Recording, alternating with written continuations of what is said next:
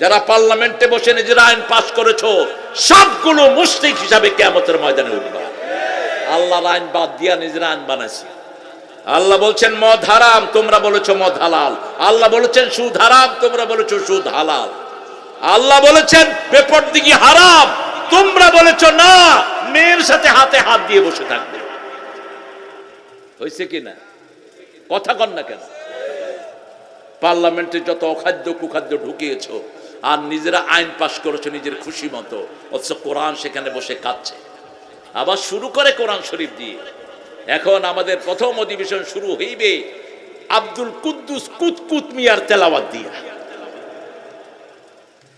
এই কোরআন তোকে লানত দেয়।